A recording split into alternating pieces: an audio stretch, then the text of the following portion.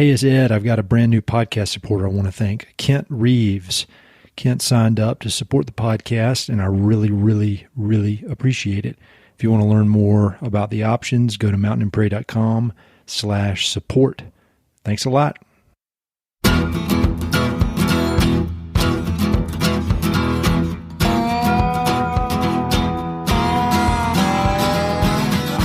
Hey, this is Ed Robertson, and this is the Mountain and Prairie Podcast, where I introduce you to some of the innovative individuals who are shaping the future of the American West. I meet most of these people through my work in land conservation or through my hobbies and interests that revolve around spending time up high in the mountains. My guests include ranchers, writers, entrepreneurs, conservationists, athletes, artists, adventurers, pretty much anyone who's doing important work, has an interesting story, and loves the American West. My guest today is Hal Herring. Hal is an award-winning journalist and writer whose work has appeared in such notable publications as The Atlantic, The Economist, and Orion. He's also a contributing editor at Field and Stream and a regular contributor to High Country News. Most recently, Hal has made a name for himself in the podcast world as the host of Backcountry Hunters and Anglers' popular podcast called Podcast and Blast with Hal Herring. If there's one common thread that runs through Hal's prolific and wide-ranging career, it's a love of the West, its people, and its public lands. I've long admired Hal, and specifically his refusal to be boxed in by any particular political party or closed-minded ideologies. He could be considered progressive on some issues and conservative on others, but his opinions are always the result of a lot of deep thinking, extensive research, and thorough consideration. And as you'll hear him say in this interview, he's endlessly curious and always open to having his mind changed. Two characteristics that I personally admire and try my best to emulate, especially when it comes to issues here in the American West. Hal and I covered a lot in a little over an hour, and regular listeners will enjoy his depth and breadth of knowledge, as well as his unbridled passion for the American West. We start by talking about his upbringing in Alabama and why he decided to move west. We talk a lot about books, and Hal offers up a massive selection of titles that have influenced his work, and most of which have never before been mentioned on this podcast.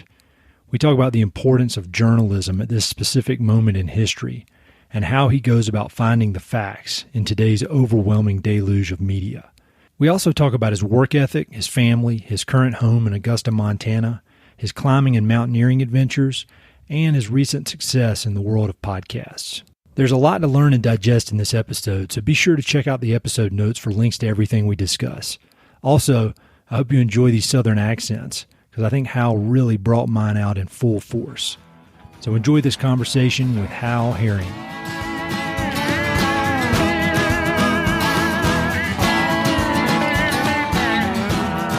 Like me, you're not from here. Wait, New Jersey? Is that where you're from?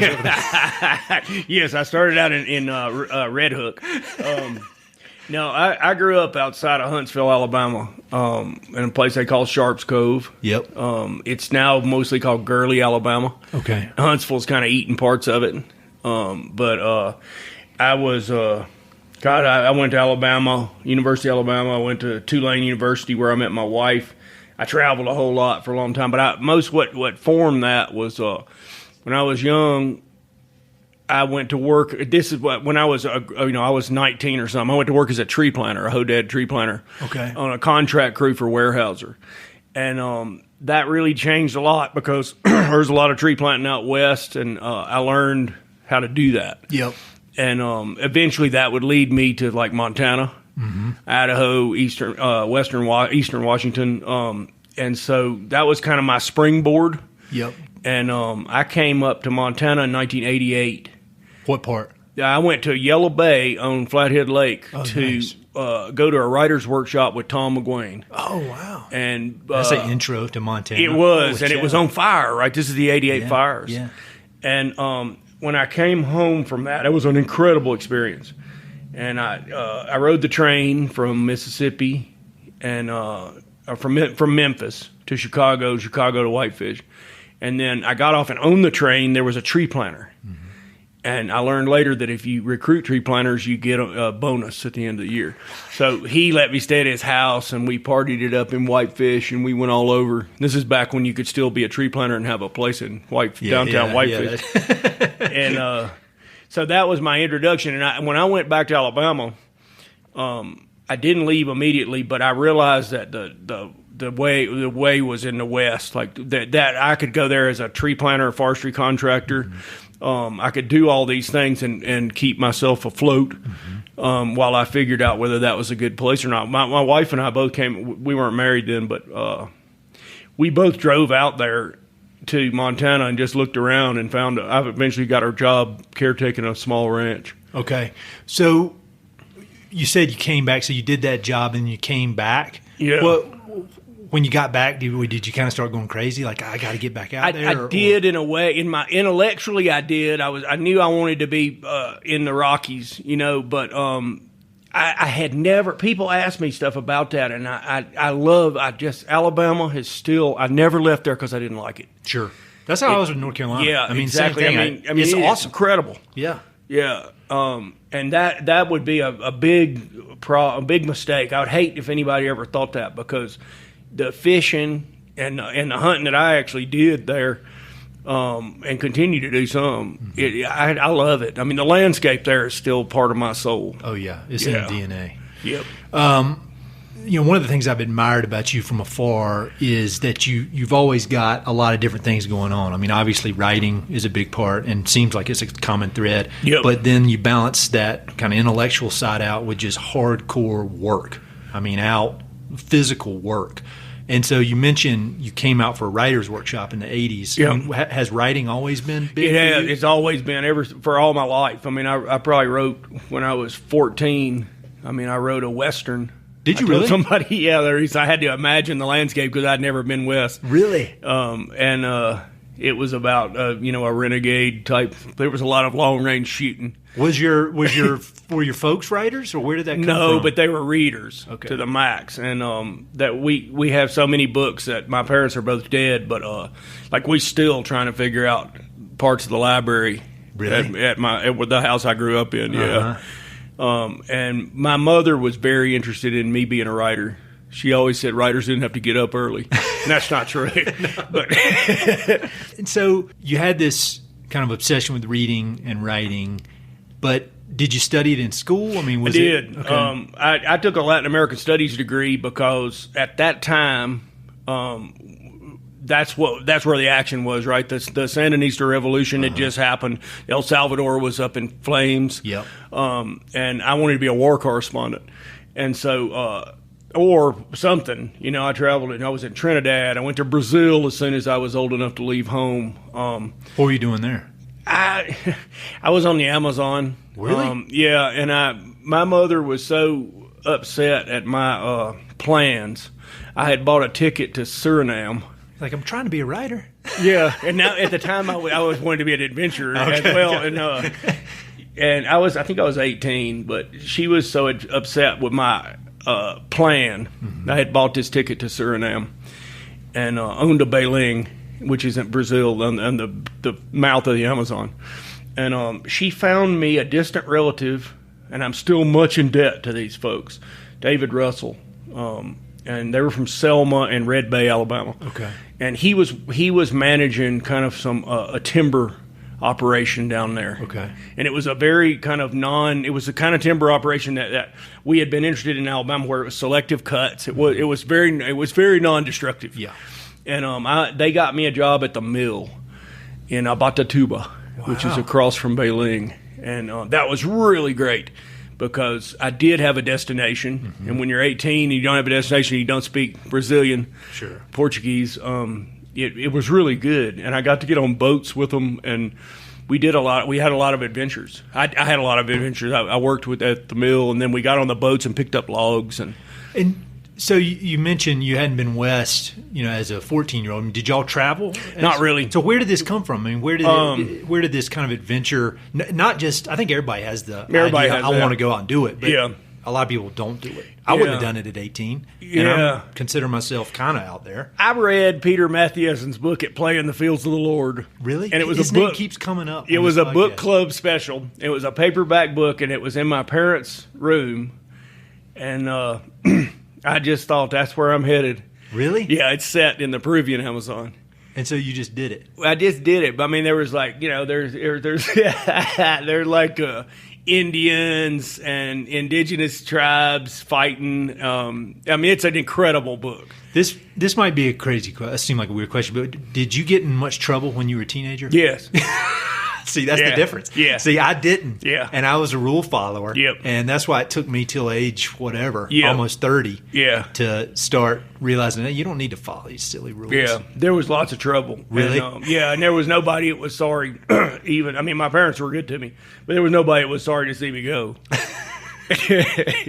So in Brazil, and then back to Alabama for school. For school. And how far after school did you officially move out this way? Well, I came up to Yellow Bay Writers Workshop when I was 23. Okay.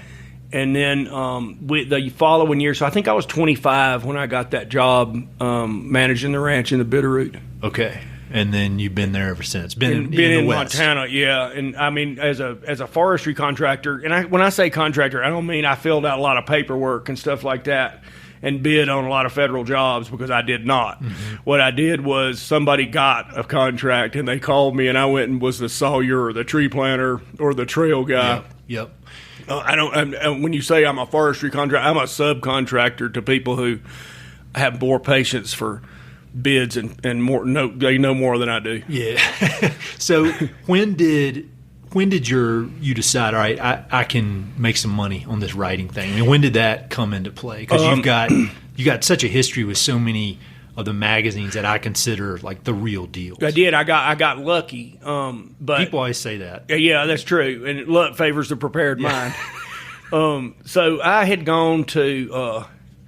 When I was working at the ranch, I published a couple of essays. And I won a short story contest that was judged by Peter Mathieson and got $500. Nice.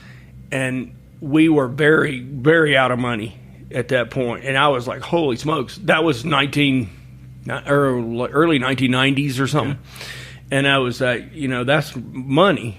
My salary there was a little bit between $800 a month and a little bit more. But it was house provided, a truck, a phone. I had to pay the long distance, but those were the days. Yeah, and it was crushing because I like to talk to people. But I remember that was where I first started thinking, they could pull this off, but that was all in fiction. Was it really? That was one question I was going to ask: is how much has fiction played a role? A lot, okay. And that's where I started out. And so I got into Warren Wilson College. Yeah. On the strength of the short stories and essays that I'd done. Okay. And I actually finished that degree in creative writing. Okay, got it. And it was a good experience. I didn't finish the novel that I started there. There was a lot of things. There were a lot of like things that I don't spend a lot of time thinking about them, but I set out to be a fiction writer, and I didn't do that. Mm-hmm. And part of that was I was carrying student loan debt. And there was the back to work in the woods when I left the ranch. Yep. And it was, it's pretty easy for me personally to go be a tree planter. Mm-hmm. I mean, I'm aged out of some of it now. Sure. But some of that woods work got better and better. Mm-hmm. I got hung up in thinning timber for a long time until that just completely crashed around me. It only took about 3 seasons. But I segued, if you could use a writer term, from that to trails. And trails, that was Davis-Bacon wages. Everybody hates the federal government. Federal government never done nothing. Federal government, if they managed the sands in the Sahara, there wouldn't be sand, right? Uh-huh. I mean, I hear this all the time. Yeah. And I'm just like, you know what? I don't think you have any idea what the federal government even does. I mean, I thought I hated the federal government too. Everybody told me that, and then I got Davis-Bacon wages. Yeah. And all of a sudden, I bought a pickup truck from a guy down the road from me. He really needed to sell it, right? Mm-hmm. And I was on crews where these Davis-Bacon wages circulated through my community. And that was a wonderful thing. You swing in a pick, you're building trail in the national forest.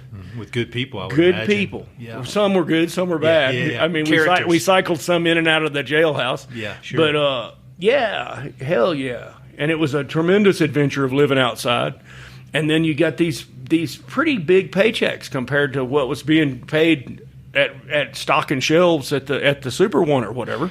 When you think about, you mentioned the student loans and how if you hadn't had those, you would have tried fiction. But I've noticed in all the people I talk to that a lot of them in the creative world, they have constraints of some sort, and so you weren't able to do that because of financial reasons, and so it forced you to go focus in more on the journalism side. I mean, do you think that was an advantage in the end, having those kind of walls up around you, or do you? I don't think things can be different than they are. No, that's a good way to look at it.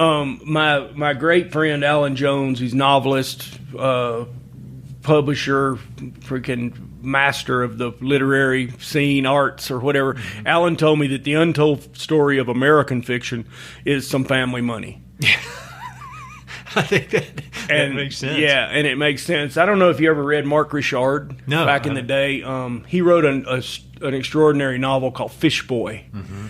And he wrote a collection. This is so far back. Called The Ice at the Bottom of the World. And Mark Richard was literally one of the greatest short story prose stylists to me ever, And he just disappeared into television. Interesting. And he's still one of the great prose writers, but he couldn't sustain that. Yeah, I don't know how. That art. I've been in contact with a few fiction writers, and I got a good one coming up in the next few weeks. I'll tell you afterwards, because if it falls apart, I don't want to. Yeah, I hear you. But it just seems like it's all hard as hell. But the fiction world, I don't know. It's a tremendous gamble, and it's for people. And my journalism turned into this. This is for people who are otherwise unemployable in many ways. Unless you go to, holy smokes, I want to have to Google it, but the guy who wrote the 25th Hour and ended up writing the Game of Thrones. Oh yeah, David. I'll figure it out and put a link to it. Okay, but I mean, he took off like a rocket into that, and if you read the book he wrote about the siege of Stalingrad, it's a novel. You see that he already had it. Yeah. The entry to that novel is so extraordinary, where these guys are walking through Stalingrad and during the height of the siege, and they get captured by these soldiers who take them to a commander who gives them a request in exchange for their lives. Wow. And you go like, wow. Now if you can do that, that's different. But I know fiction writers who do beautiful, deep work who have to teach. Sure. For instance. It seems like that's a common theme. Yeah. I mean, it seems like that's a theme with a lot of writers. Right. I mean, and in some ways, I think it makes the work more real. It can, for sure. I mean, like with all your work with public lands, I mean, I think your voice is, I mean, it'd be authentic no matter what, but the fact that you're out doing all this other stuff. Well, I have a different take on it. Do you really? I do. I mean, I've been a worker, subcontractor worker on public lands for about 27 years. Sure. And trails was an enormous experience for me. But in 2009, well, when I was 37, and this is before 2009, a really good friend of mine who's much younger than I am started getting into this tree work where you harvest ponderosa pine, Doug fir, and then that was a big deal. And I was a rock climber and a mountaineer, so it was super easy for me to move into tree climbing. And I found I just loved it. And around 2009, here's another thing about federal government, right? The U.S. Forest Service, with a genius named Mary Frances Mihailovich, who inherited the job, they began to work on white bark pine, which was rapidly becoming extinct due to blister rust, which kills all the five needle pines. Yep. And we probably won't go into all this, but the white bark is a keystone species of the altitude of the Rockies. Yep. It's grizzly bears are dependent on it. Clark's nutcracker's dependent on it. The snowpack is dependent on it. I mean, and it is just like withering away. Yep. And he got into these contracts of climbing white bark pines, caging the cones so that the Clark's nutcracker can't get them, or the squirrels. Everything wants them because the seed is like a piece of lard. And these were supposed to be the blister rust resistant white bark pines. Got it. And they were doing this incredible thing where they were planting the seeds, getting the the seedlings started, and then we would cut this stuff called scion, which is the new growth on these 80 to 250 to 500-year-old trees, and they would graft that on there, and they could produce pine cones. Wow. And seeds that may be blister rust resistant.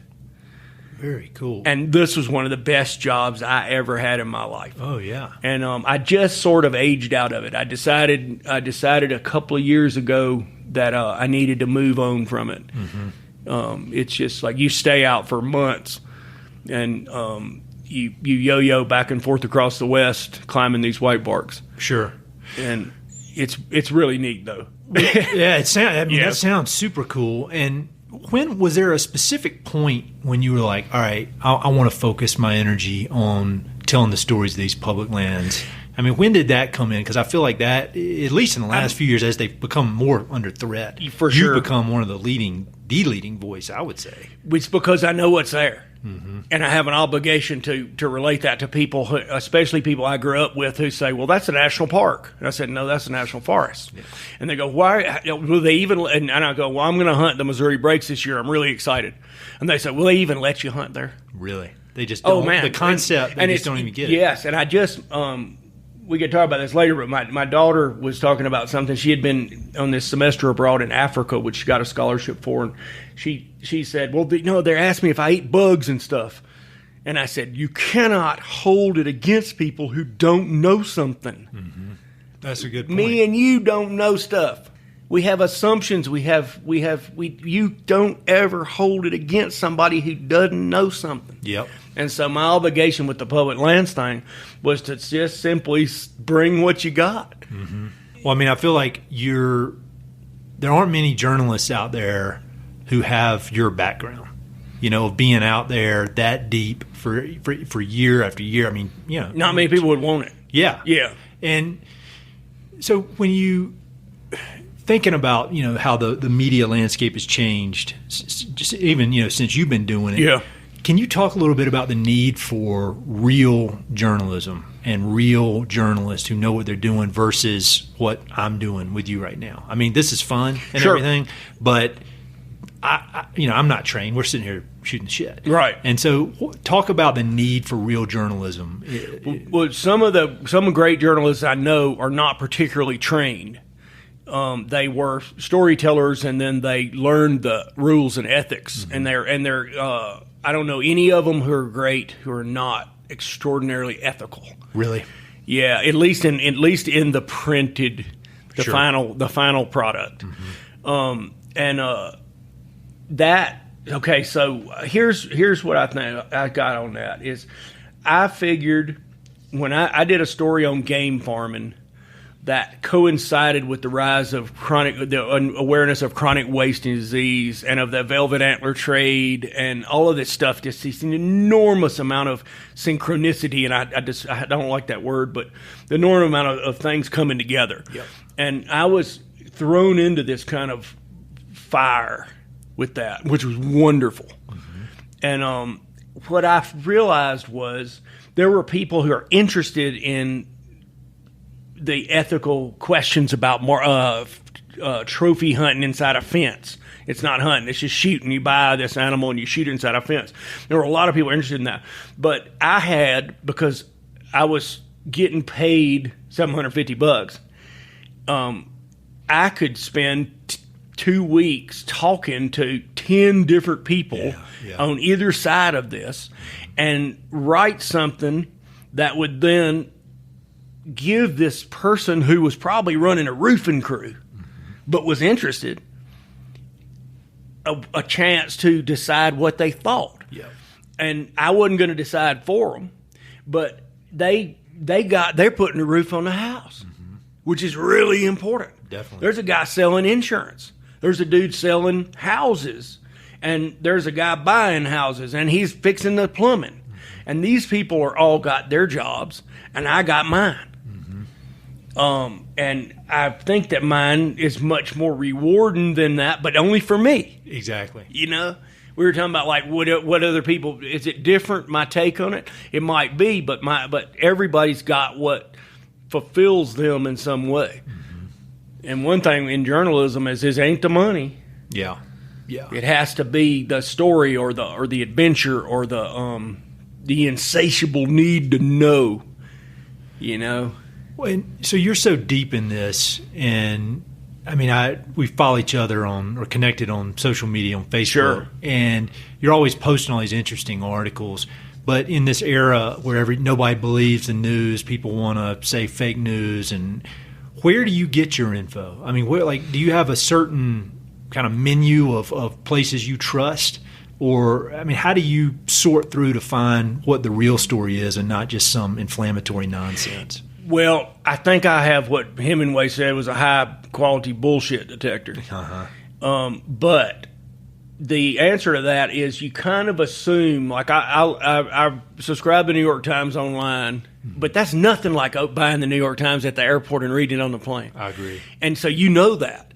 You're not getting all the stories. You're not getting the context. And even when I'm reading the New York Times, I understand that somebody wrote this and they're kind of like me. They're going to be missing something. Sure. And so, or they're going to be coming from assumptions, and that's happening so much. And maybe I'm just more aware of it. But from Eastern-based journalism on Western issues, there are so many assumptions that just ain't true. Interesting. So you're coming from a position of like what Tom Waits said, you know, he started out with bad directions. You know, but I think you take it all with the understanding that this person had way more time on this than you'll ever have. Mm-hmm. They have a valid amount of information they're giving you. They worked hard on this. They're in good faith mostly. Yeah. And that person deserves to be read with an open heart, while keeping the BS detector on for their assumptions or things that they may not know. Sure. I think we've lost an idea here that most of us operate in good faith. You know, not at the Drudge Report and not at some left-wing lunacy site or whatever, you know. Yeah. But we're in a, like, I wrote that book on guns in 2008. Yep. And a lot of that was, I've always been very fascinated by the Missouri border wars. I think that was like a epic low point in our history. Yep. You know, and not that it wasn't an adventure for the Wildwood Boys. If you ever read James Carlos Blake's, I haven't read that. Holy smokes! What's the name of it? The Wildwood Boys. Yeah. Okay. And him and Ang Lee made that movie out of a Daniel Woodrell book called Woe to Live On. Okay. He made a movie called Ride with the Devil. Oh, yeah. And Jewel is in it. Oh, yeah. The singer. Uh-huh. Those two pieces on the Missouri border wars are just like that. You know, it was a rough time. Sure. But I got a lot out of that study of history. And one of the things you can go back to is the abolitionists had their newspapers and the freaking pro-slavery people had their newspapers, and they were willing to kill everybody over how good Kansas went. Wow. Pro-slavery or anti. And they eventually did, right? They massacred everybody in Lawrence, Kansas. Unbelievable. But there's a newspaper there called the Squatter Sovereign from Atchison, Kansas. And you could take, and I'm going to single out Fox News here. There's not that it doesn't have its counterparts on the left. Yes. But the Squatter Sovereign and Fox News we've seen this all before. Does that make you feel better or worse? Better. Good. Me too. That's why I was talking with our mutual friend Mark Kenyon about that. And I think understanding history in depth, I think it makes me feel better overall that this has all happened before. Yep. Another thing I admire about you from a distance, I've admired from afar, is that you can't box you in. You're not taking your orders from a political party, from some ideology. It's the Hal Herring ideology. Yeah. And so, you know, when I feel like, and I don't know, correct me if I'm wrong, but I feel like you probably have some, you know, when you look on the scheme of views as the American people want to lay them out, you got some stuff that's probably conservative, some stuff that's probably considered progressive. You know, when you're talking about this, specifically this public land issue, and you're talking with somebody who may be on the side of states taking hold of these public lands, how do you have those conversations? I mean, what are those people thinking? Because I don't get it. They have, okay, so the public lands issue, the Clean Water Act, the Clean Air Act, all of these things, being an environmental journalist and being immersed in how we got that makes me a more I started out as an anarchist, and I read the anarchist theory. I read Ed Abbey, Kropotkin. I still believe in that in some part of my soul. Really? Well, I mean, in an anarchist society, you couldn't build it. Nobody would have the money to buy a neutron bomb. Yeah, right. You couldn't. Right. You can't field vast armies to destroy like millions of people on either side. That's all about statism, government and stuff. So I embraced that through my youth. But the fact is there would be no public lands without a federal government. There would have been no recovery from the Depression without a federal government. And I'm just now reading the Federalist Papers and doing all this research. But the thing about it is the states, Bernard DeVoto wrote in 1959, that there will always be pressure for the lands, the federally managed public lands, to be devolved to the states, which can be coerced in a way that the federal government usually cannot. Okay, so, and the crude way to put this, and I do not believe that politicians are inherently crooked or anything like that, but the crude way to put this is that it costs less to buy a legislator than it does a congressman. Interesting. And the history of this transfer is in Nevada. My Lord, would you just Google up what happened in Nevada when they began selling off their state lands, and the vast level of crookedness, filth, really, that it was there. And a buddy of mine who leans towards this state thing, he told me, yeah, but Arizona learned a lesson there, and they appointed a board to oversee all that. And it's true, they did. Sure. Right? Yeah. And but corruption did not end when they appointed that board.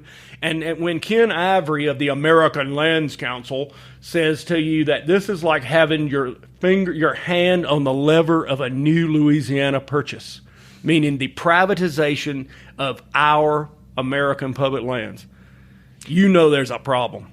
So are you feeling optimistic or pessimistic? Because I feel like this thing is, and my business is private lands, but obviously doing what I do, living here, talking to people I talk to, I've got a decent understanding.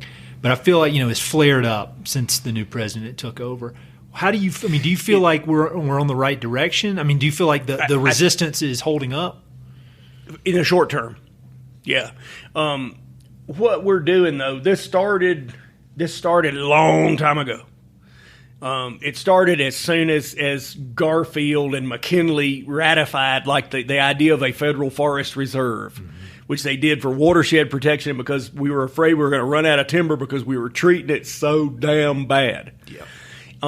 And our successes with this public lands estate are so extraordinary. And only thing that has ever hits any ink are the complete disasters, like, they've logged it all off, they grazed it all off, federal management is in stasis, analysis paralysis. Some of this is all true, right? Yeah. But the successes that we have seen in managing this land are far outweigh the negatives. And that just doesn't come through, even amongst people I know who pack in for elk all over the West. I was like, where are you going to do this? Yeah.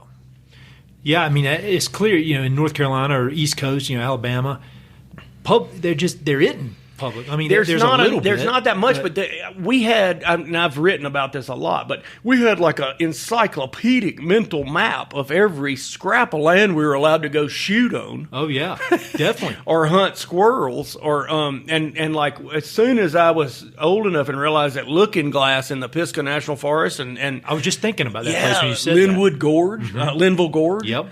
I was like, we were like off like a shot. Oh yeah, well that's I went to undergrad and grad in Winston-Salem, North Carolina, and every weekend I'd be in my truck going up to Pisgah. Yeah. And what's it, 2.5 hours, something like that? Yeah. To get to some land where I could be, go full speed. You can go full speed. You can and I remember we had the Bankhead, the Talladega. We were exploring, which I hope to go back and do, the Conecuh National Forest in South Alabama, which is pretty incredible. They're doing longleaf pine restoration there. That's a cool tree that I've just learned. I just got a book about. Y'all had North Carolina was carpeted with it at one point.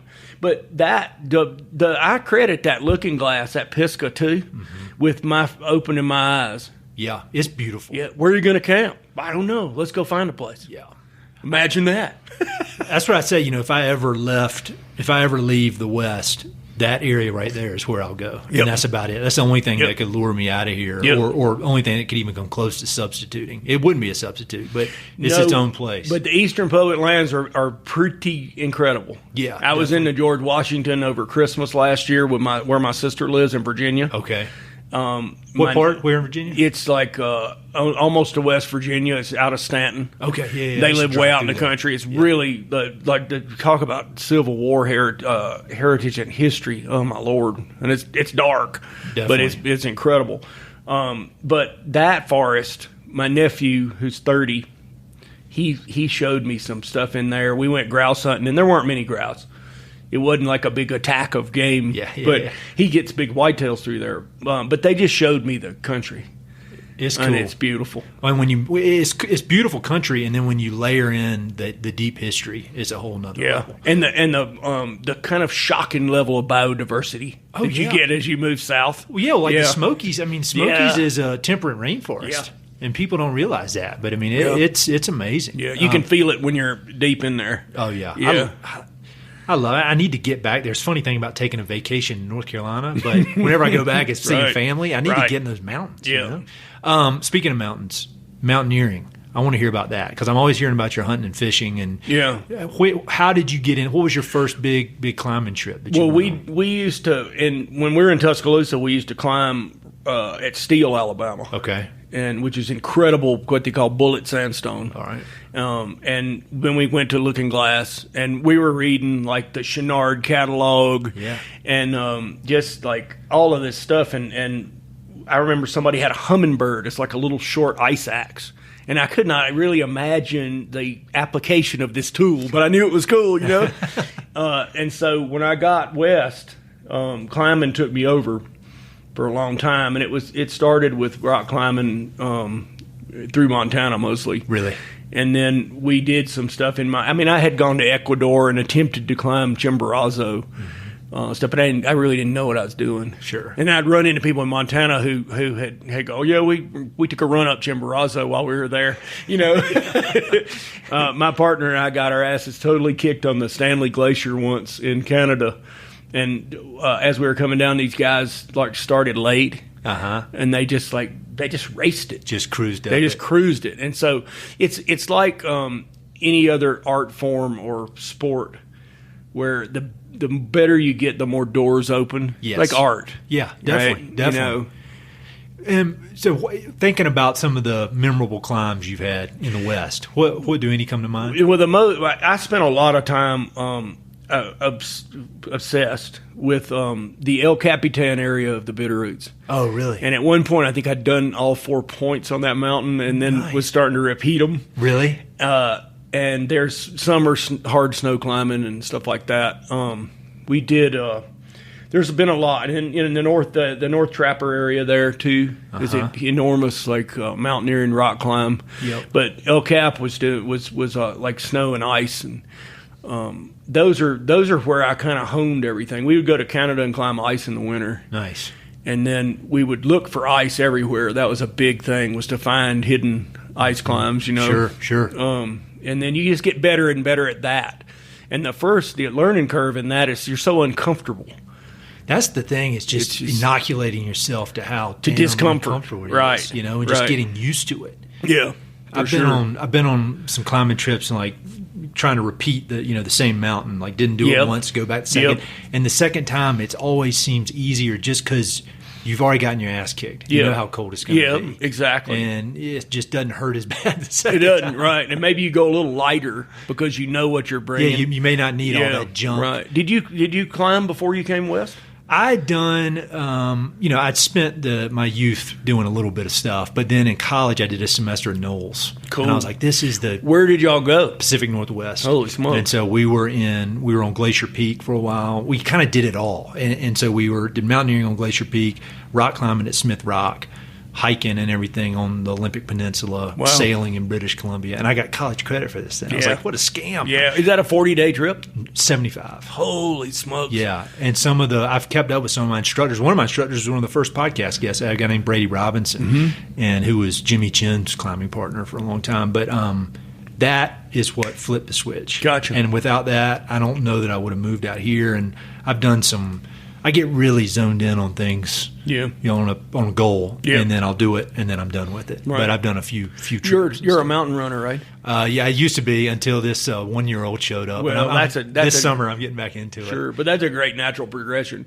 It is. Yeah. I think it really is. I mean, I think that was for me. That Sufferfest. So you do some mountain running? No, not at all. But like and I don't call them extreme sports because I never tried to be extreme about them. My whole deal was to make it safe as possible. Exactly. Like you definitely, you're not trying to do. I'm not a dirt biker. Yeah. I mean, it's so alien to me. For my friends who dirt bike, where you're just and they're extremely difficult physically, but I just don't get it. I'm not an adrenaline junkie. I don't want to get hurt. No, I was some kind of another kind of junkie. Yeah, suffer junkie. Suffer junkie. That's what I am. Yeah, and but that progression from that into having children though, it's wonderful because one thing you're fit. And so you can run around with them. It makes a huge difference. And two, difference. you kind of have you're kind of a role. My kids got it. They like to be fit and they're strong. And you read my mind. That was what I was going to ask you next. Is talking about having kids. Yeah. And how did that change things for you? I mean, well, I had them a little bit late in my 30s. How old were you when they started? I think I was 36. Okay, we're about the same age. I think I was 37 when mine showed up. Yeah. And I had two, and I had a son and then a daughter.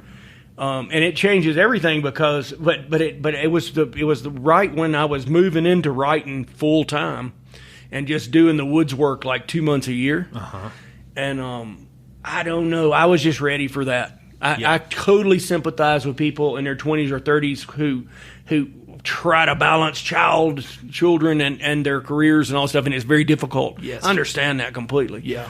But my wife also was very good at running the house. That's huge. I mean, and I used to and always we wanted them.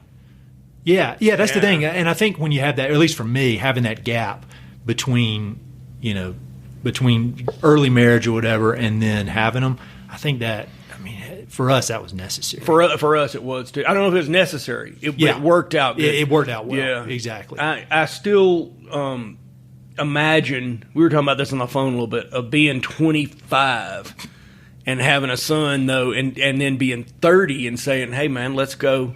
Mm-hmm. And then you're 40 and they're in high school, right? Yeah. And ready to really kick some ass. That's how my sister is. She started having them, relatively. She got married soon after college and had them maybe 3 or 4 years later, and she's got a teenager now. Yeah, that's my little sister. I'm like, right. What's going on? Right, exactly. And I think there's beauty in both paths.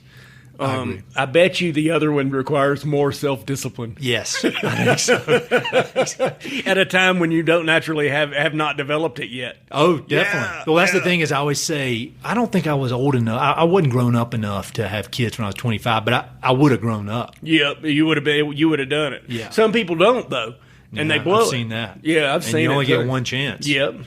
So did having kids kind of get you even more laser focused on the importance of these public lands and kind of thinking about the future of the country for them? People ask me that, and at the time, no. But later, especially my son was working for the Forest Service on wilderness trails and all stuff. Later, I realized there's only one way, and you don't get to keep what you're not willing to fight for. And Ryan Bussey at Backcountry Hunters and Anglers told me one time, and he goes, well, okay, so let's say you don't get to keep what you're not willing to vote for. And I was like, I'll accept that for now. For now. We'll see where this goes. Yeah. So Backcountry Hunters and Anglers, your podcast on there, it's amazing. I mean, it's one of my favorites. I appreciate that. And how did that come about? Because I think when I look at my podcast, on iTunes, it has a list of other ones that it suggests. Yep. And yours is always first of the list. Yep. So there's a lot of overlap. That's where there. when you called me, I recognized that when you told me what it was from that same thing on iTunes. It was about as organic as a thing could ever be. We were down by Lincoln, Montana, in Alice Creek, I think. It was a Backcountry Hunters and Anglers camp out. Mm-hmm. And I came down there to see Greg Munther, who's one of the founding members, and it was a really cool time. It was cold outside, but it was really a great time. We were standing around the fire talking, and Grant Albin's wife, who has been a backcountry runner, does all this stuff, and she said, I would love it if somebody could record these conversations. Yep. And I think Jill was the genesis of this thing. And it would have been about a year later where somebody said, would you be interested in doing this? And I was like, well, I'm interested in it for sure, because I'd get to meet all these people I want to meet. Yeah. But I didn't know anything about the technology. I didn't know anything about any of it. I'm really hoping this thing's recording right now. So that's how I feel every time, right? And I'm not a Luddite. But my attention span for technology and learning is really short. My attention span for most stuff is short. Sure. So thinking about everybody you've talked to, I mean, the thing I love about your podcast is you talk to people that are extremely well known, Chenard, Ranella, and then you talk to people that are on the ground doing the work, and it's all equally interesting, and you learn so much. Thinking about you before you started the podcast and after, have you changed your mind on anything because of these conversations you've had, or have you learned probably anything every new? One of them? Really? Yeah, probably every one of them. That's great. Is there one that comes to mind, or an issue that comes to mind that you changed your mind on? That's kind of hard. Think about that. I did one. It's coming out soon on with Stephen Pine, who's probably the Dr. Pine is probably the world's foremost visionary on fire. Interesting. And he introduced concepts to me, and this is coming out really soon. That in fact, I recorded the introduction to this podcast yesterday. Okay. And I just said I drove north out of Queen Creek, Arizona, through the Phoenix. It just blows my mind. Like I could not deal with Phoenix. I got lost in Phoenix. 5 million people or something. Isn't yeah, it looks like it. Yeah. And or 2 million. But his understanding of this elemental force, fire. Absolutely. There was one thing after another that I'd never even thought of. It's and down in that area, I've spent some time down in the Altar Valley, which is south of Tucson. Okay. And they're doing some innovative stuff with fire as well. And you just wouldn't think when you in a landscape like that it would make such a difference. Yeah. But it kind of rules everything. Here's something I was that was one for sure. Yeah. And that's something I need to learn about. The only problem with doing these podcasts is that it opens up how much I don't know. Well, I think that's the essence of it. I think it's in that case, it's almost I'm not saying it's a spiritual discipline, but it's definitely a seeking. It is. It is. Well, and that's what all these books you were mentioning a while back. Normally, some of the books are on repeat, and they're kind of the standard books, like about water, Cadillac Desert. Yeah. But all the ones you mentioned, not only have I not read them, but a lot of them I never even heard of them. So, gotcha. And Jeff Bezos thanks you for all the books I have to buy. Buy them at your local brick and mortar store, please. I know. I wish I could, man. Yeah. I'll have to start my own. Interlibrary loan is my friend. I know. Yeah. That is the way to go. When I used to live in Boulder, the library there was like the nicest bookstore you ever been in your life. Cool. And now I got a more normal library in Colorado Springs, but I can get them. So thinking about books, all the books you've read, I mean, obviously you grew up in that family reading all the time. Are there a handful that you look back on and you're like, all right, that shaped me? I mean, you mentioned the one, Matt Matheson, is that how you say? Peter Mattheson. Yeah. Are there any others that come to mind? For sure. But I grew up on kind of a standard issue playlist there with, who was riding up Richard Ford, with Rock Springs. Yeah.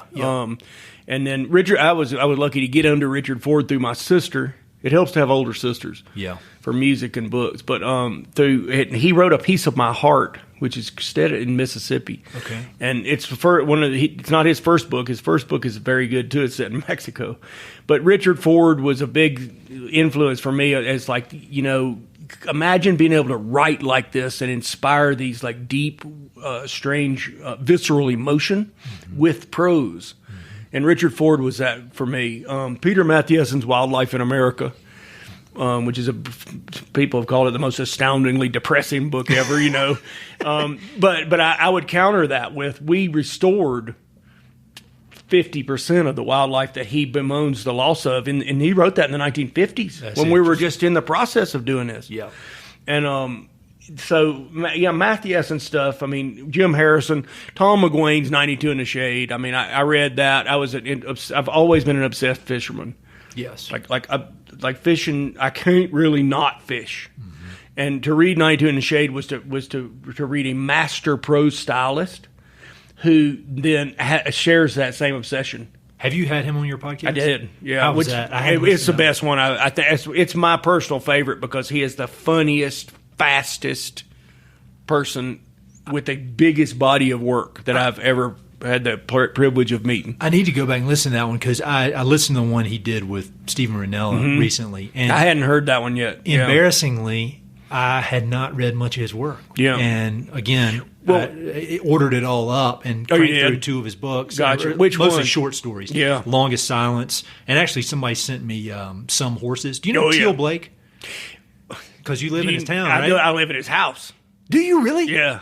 Well, he sent me Some Horses. I got you. He sent it He's to the me. illustrator for his father was the illustrator for that. Yeah, and so it was like a signed copy. It was so nice of him to do that. Yeah. You live in his house. Yeah.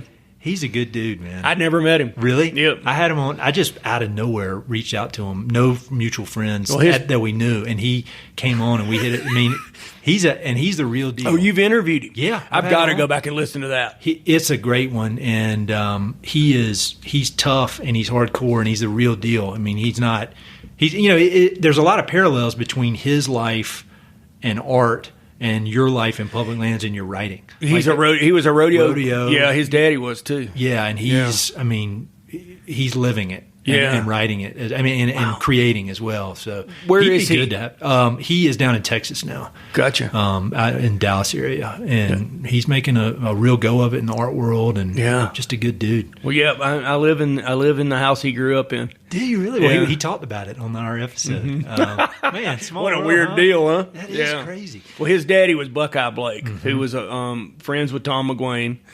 And their wives had this pottery business called Way Out West. And that beautiful stuff. Well, he's spoke finally to me about Tom McGuane and how he's just basically a member of the family. And well, he'd be a good one to have in your family. It'd probably be problematic if you wanted to have an argument. Oh, yeah. So kind of jumping back. Going back to with the books, though. Like there really there's just no separation between one doesn't exist without the other for me. The writing doesn't exist without the books. I just and it goes from the. I mean, I was obsessed with Guy de Maupassant as a 14-year-old. And I have an unrepeatable story that was a response from a friend of mine in Pine Bluff, Arkansas, who told me what he was obsessed with at age 14 when I brought that up, And I said, well, I mean, I read all of Guy de Maupassant the summer I was 14, and I still go back to that. And it's just the short stories. It's like the ultimate short stories from a time. And then de Maupassant, to me, was like a hero. I love to shoot handguns, and he would practice. He was obsessed with dueling. And he would practice. I think he took 50 shots before lunch, after work. Really? After he worked in the morning. He went and loaded and practiced. And then the afternoon was spent in dalliances, cool. Right? That is really cool. Yeah, I recently read Stephen King's book called On Writing. Yeah, that's great. But there's one section in there when he's talking about, if you want to be a good writer, you got to read, and you got to read a lot. Yep. I was like, well, good, I'm halfway there. I'm halfway there, right. And I am too. I mean, I feel that way too. And I still go back. When I was getting started in journalism, I would go down. Everybody that I know is a terrible procrastinator, but I'm probably worse than others. I would drive down to Chapter One Books in Hamilton, Montana, which is a great bookstore, and I would look at. I often didn't buy it. I subscribed to it at the Wall Street Journal, and I would read the lead story, and then I would drive back home, and I would try to build my story based on that. This is when I first started out at High Country News.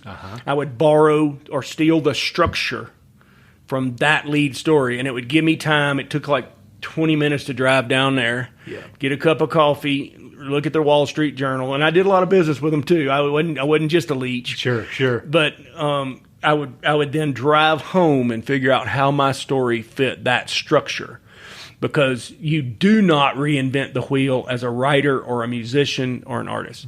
If you think you're reinventing the wheel, Jackson Pollock didn't reinvent the wheel. Jackson Pollock, I'm sorry. Yeah, no, that's a good point. I mean, those who come before you have forged a multitude of paths. That structure aspect, another one I read is McPhee's Draft Number 4. I've never read that. Somebody else told me that. I've read a lot of McPhee. But this is basically his manual for how he writes.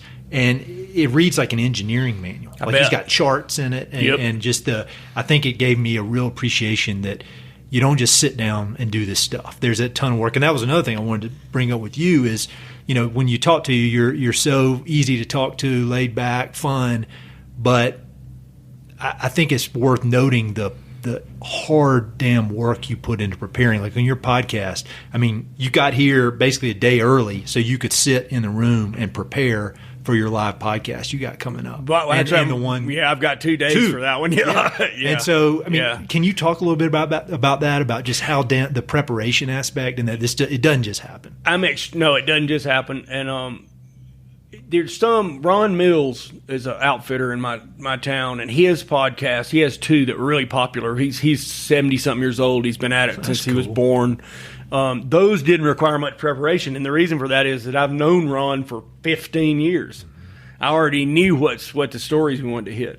But the rest of these things is, man, Tom McGuane has one of the best quotes ever. He said, when I sit down to write something, I always assume the reader has a whole lot of other stuff he needs to do, he or she needs to be doing. That's good. And so, and when I sit down with a podcast interview, this person has given you 2.5 hours of time that if with having a little kid or me having 2 big old giant ones, like you got stuff, man, it's happening. And so you can't waste other people's generosity. Yeah, and I think I think that goes for the person you're talking to, and then goes for the listener or the reader as well. I mean, you got to, like, I prepare for these conversations, and I put a lot, because I know, like, if I'm listening to one of these things and it sucks, it's done. Yep. If I cut it off, and I just don't want to be disrespectful to people. No, and that's it. Isn't it? That's respect. It's respect. That's what we're talking about. So back to your writing, and then I'm going to let you get back to your preparation here. You got a project you're working on. I don't know how much you can talk about it, but can you give us a preview of why you're down here for a podcast, but you're also working on this book project? Yeah. Well, what I'm doing now is I'm on a 2-year deal to write a book on the public lands. I'm pretty intimidated by it. Parts of it have already been done in my 20 years of writing this. I wrote the first story on the privatization movement, which is the movement to privatize the American public lands, in probably 2000. I think it came out in 2001. Wow. And so I've been on this beat for a long time, but now I've got a chance to try to put all this together, and it's really scary. But I do have a deal to do this, and that's what I'm going to be doing for the next 2 years.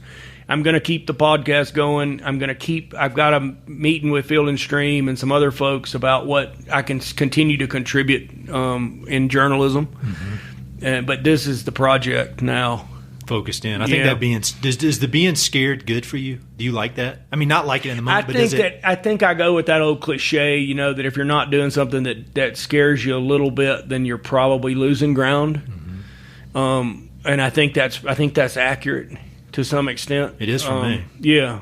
I can also see why somebody who's older says, to hell with that. Yeah, I want to go fishing, man. Yeah. Done enough of that. Done enough of it. There's a storm, was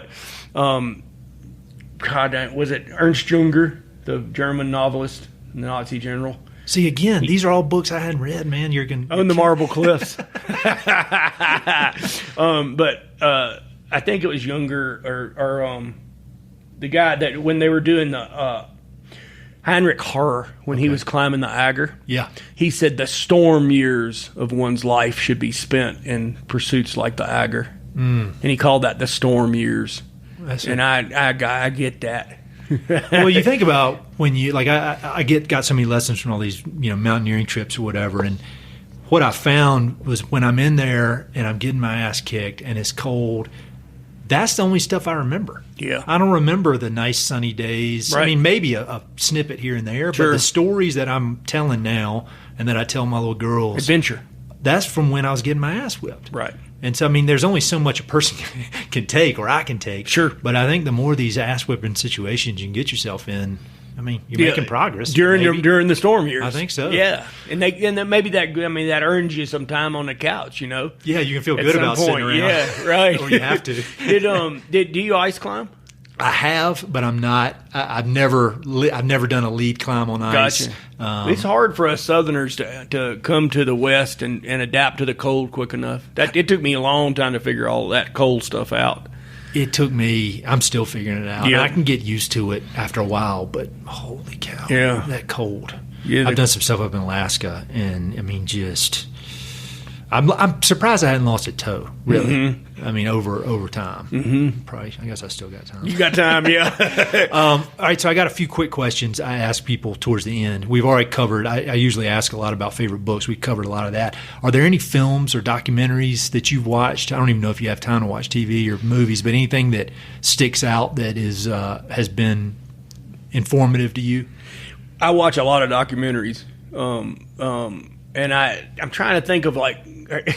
When I think of movies, I think of like VHS tapes in our youth, you know, and I think of like, have you ever seen Seven Beauties? No. That Italian movie about World War II? No, I haven't. Man, you're killing me. You're stumping me on all of them. Yeah, that one is the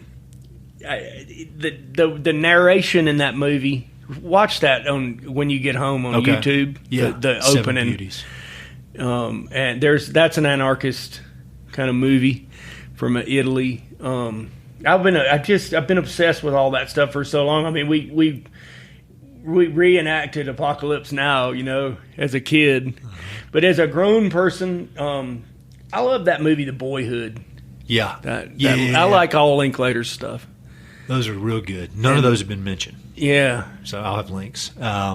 And thinking about, you don't have to give me a specific spot to ruin it, but when you think about your favorite spots in the West. And it's hard. I don't know how to answer this question, but is there one spot that comes up that's your favorite? Well, I was going to say earlier, there was a point where I would go to the Tetons, and for some reason I got in. I was able to take this time and go to the Tetons and climb there, and it always holds this. There's this place in my soul, whatever, that is very allied. It was formed at that time. Like I felt like I was doing what I wanted to do, like where I, you know. Yep. And then there was a time, the Bitterroots, all of it, because I was still pretty young when I got into that. Mm-hmm. And so I know the Bitterroots better than I know any other place, even the place where I live now, where I've been for a long, long time. Right? Well, I was too busy, and I had the kids, and I had the writing, and I've been lucky to get in there, but the Bitterroots I learned as a young person. That place is spectacular. It was spectacular, and I remember packing out. I was hunting with some locals, and they had horses for elk, but I didn't know that you didn't shoot deer when you're way out in the middle of nowhere because nobody wants to go pack a deer, you know. Yeah. So they just never showed up. They heard me, and he goes, "Hey." The guy said later, he goes, my dad turned to him and he goes, "Do you think that crazy bastard would shoot a deer down in there?" And of course I did, you know. And so nobody showed up. There was no horses. So I packed this deer out all in one pull. Wow. And it wasn't as near as dramatic as like things that have happened since, but it was early. Uh-huh. And I had like quarters hanging all over me with climbing webbing, and it was, I mean, I really was pretty green. Mm-hmm. And I came walking out of this gully, and I thought, you know, I've been waiting all my life to do this right here. Isn't that cool? Yeah. And I don't know whether that's a like universal human like thing that happens to people, but I do know that at that moment I stood there and I recognized it. I had a similar deal when I moved. I got a job, moved to Jackson Hole, and that was when I finally made it out here. And it used to be in North Carolina. I'd read Outside Magazine, and I'd get real hyped up and kind of anxious, like kind of angry. Like, man, I need. And I remember I got my subscription, changed my new address, and I was sitting there in Jackson Hole, and I was reading it, and there was an article about fishing on Flat Creek. Yep. And I remember I read it, and I was like, Flat Creek's like 5 miles that way. And it was just this calm. It was like, all right, I'm where I'm supposed to be. Yeah. And it was really interesting. Yes, I had the same experience. It's amazing that you say it because we passed Outside magazines around in Tuscaloosa, Alabama, like little religious tracts. Same. Yeah, and my buddy down there, he's in North Florida now, but he has the original Mariah, which was before Outside. Wow. And he's kept the faith. Now, people who grew up out here, they don't get that. But I mean, I went back to my parents' house a few months ago, and there's this stack of Outside magazines that I would have, and I would just study them. Yeah. Have you read Terry McMillan's book, The Accidental Life? No. Okay, so it's like the life of he was a novelist he wrote one fantastic novel in the 60s. He's written this book about being an editor. Mm-hmm. And he edited Outside. Okay. When Tom McGuane sent in, he requested Tom McGuane for something on hunting. Then Tom McGuane sends him Out of the Outside Chance. God, we have to know what the essay is. Look it up. Yeah. That's the heart of the game. Oh yeah, definitely. Yeah. And he said he couldn't change a word. A professional editor. He's like, it's done. Yeah. I wonder if he's ever done that since. I doubt it. I doubt it. I mean, that book is great. Oh yeah. People have told me I need. Yeah, the first 2/3 of that book, and then it gets into the digital age. I'm lost because I kind of got hijacked or sideswiped by the digital age too. As a journalist, I made it work. Yeah. But it was a golden age that I've talked to a lot of people that are older about this, and they resent missing that. Mm-hmm. As great magazine writers and real professionals, yes, they resent missing that golden age. Yeah, it definitely was a golden age. Yeah. So last question. Knowing everything you know, all your experiences, you're such an advocate and an important voice for public lands and just the West in general.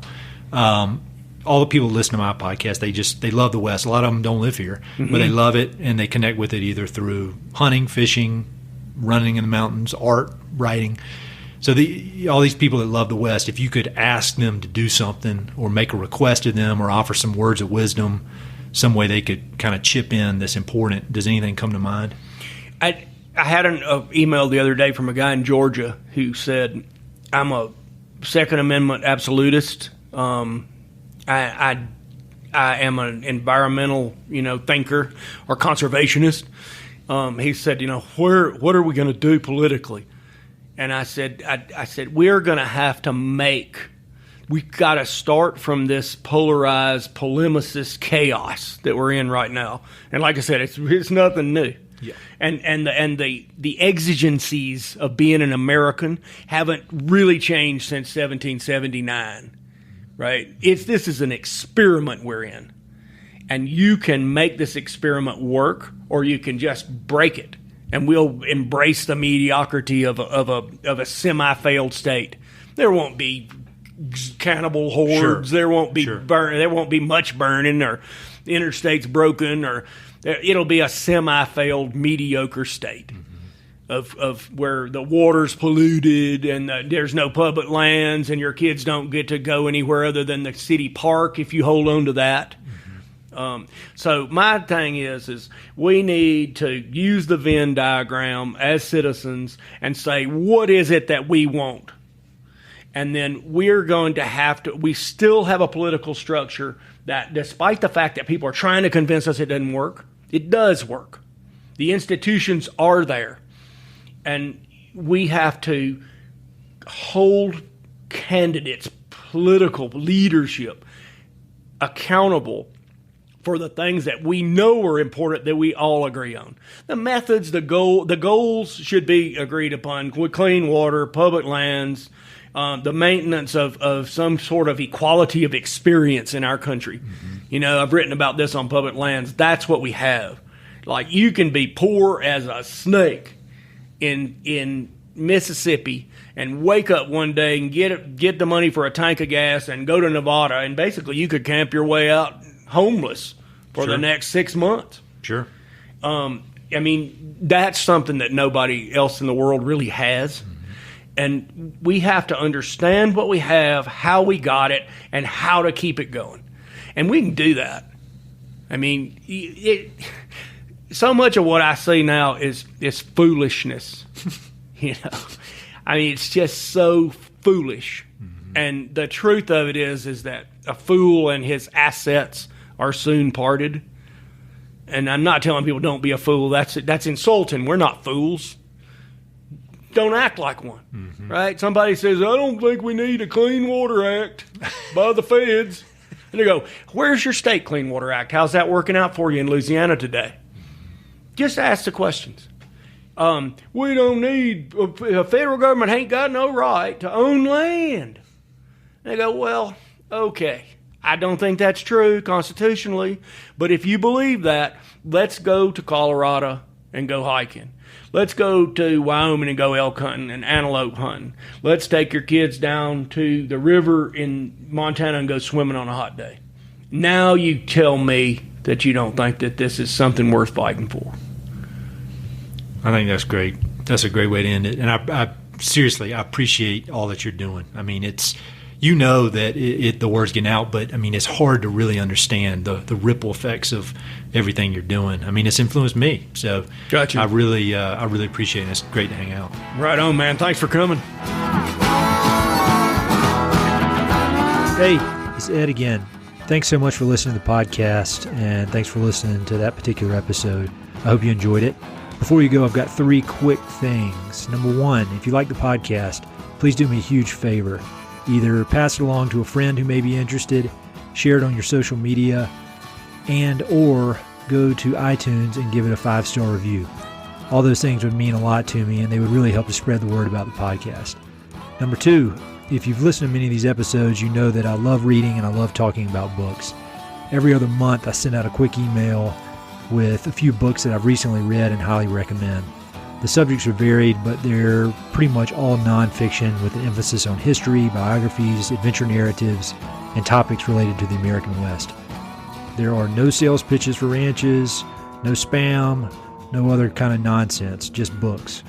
So if you'd like to sign up for the list, head to Mountain and Prairie/reading, or just go to Mountain and Prairie and there's a massive tab at the top that says book recommendations. Click on it.